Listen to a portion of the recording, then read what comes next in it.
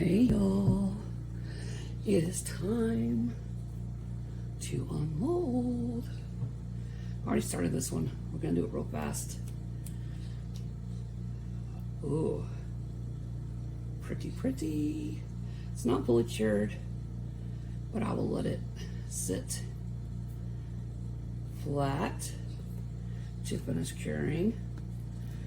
We know this is the same as that one. Let's put it up so you can see. Let's get our I'm excited to see these, y'all.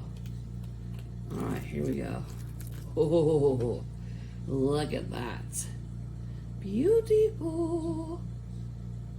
Nice coaster. Turned out great. So, this is the same. So, let's get to what I really want to see. See, no bubbles, doesn't look like. Let's see if we can get this out. Still kind of soft, but we can get it done.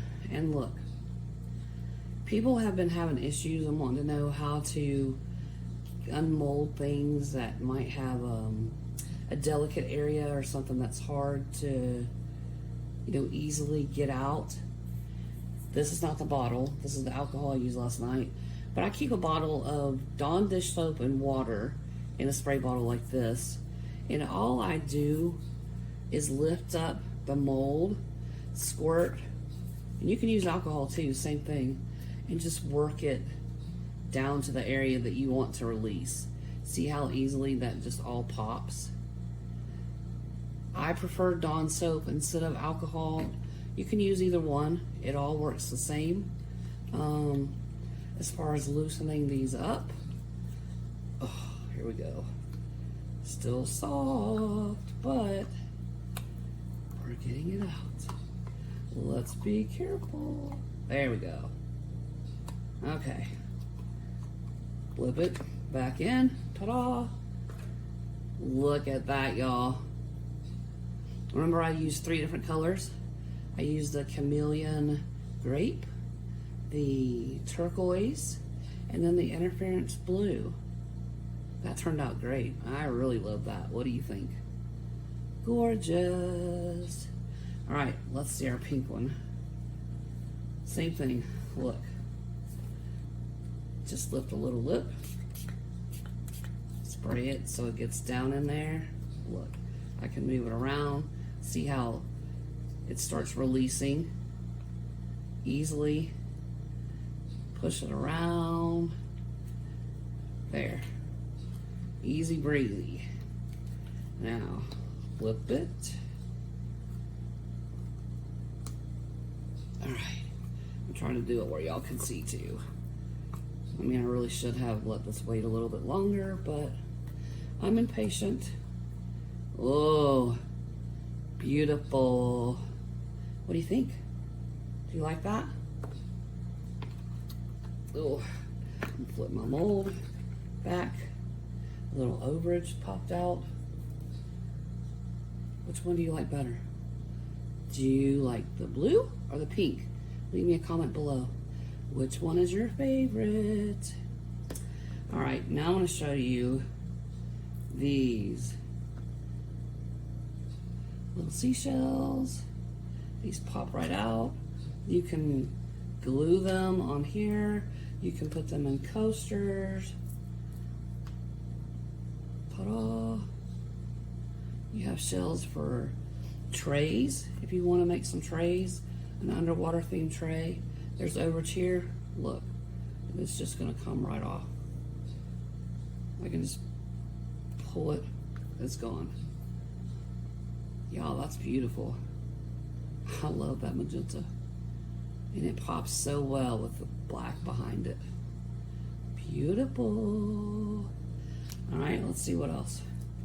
Starfish. These are a little more tricky, but I do love this mold. And just pull that out. Ta-da! Seahorse. Do. More starfish. Another seahorse. Fixes a little tail. Ta-da! He has a friend. Do. Then our sand dollar. And these look great with the resin creep because it actually does look like a real sand dollar. Beautiful. More starfish. Another seashell again. Just get rid of the excess. And I can trim this up with either a burring tool or I have really sharp fabric scissors that work great. Let's get the rest of these shells out. Our big starfish. And right now it's flexible. So if I wanted to put it over something to cure with movement, I can do that right now. And it's going to cure hard however I put it. So if this is something that you want to use as an accent on top of a jar lid, and you want to bend it around the lid, this will be the perfect time to do it, and it will stay that way. But I'm gonna let him dry flat. And our last little conch shell, again, there you go.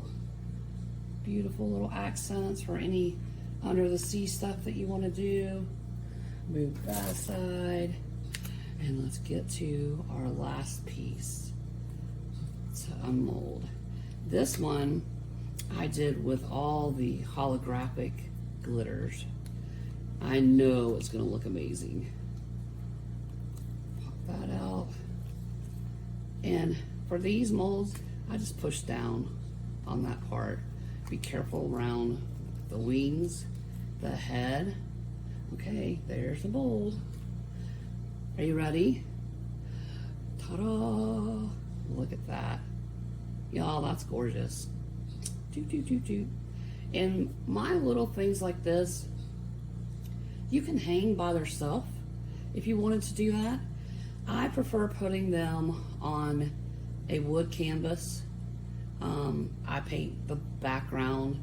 You can do a resin pour with, you know, sea, waves, and ocean kind of background, and then glue him on top. You can do a solid background and glue him on top, and that's going to make all this pop even more. So again, there's a lot of ways that you can display him. If you want to add him to a tray, if you have a big tray or a center of a coffee table or a table that you're working on a seascape or something, you can add all of these and make your own little under the sea. Maybe there's some babies. Anyway, these came out beautiful. I hope you love them. My husky is calling outside. So try these, let me know. You see the method that I use to get rid of the bubbles? No bubbles. Just squeeze from the bottom to push the air up, and it sucks the resin back down in to prevent any bubbles from forming. I hope you found this helpful. Give me a like and subscribe. Do all the YouTubey things. Leave me a comment below. Which is your favorite? Are you team pink, team blue? And we're not talking about babies. Which is your fave? And what do you think about the sand dollars? What would you use all these for?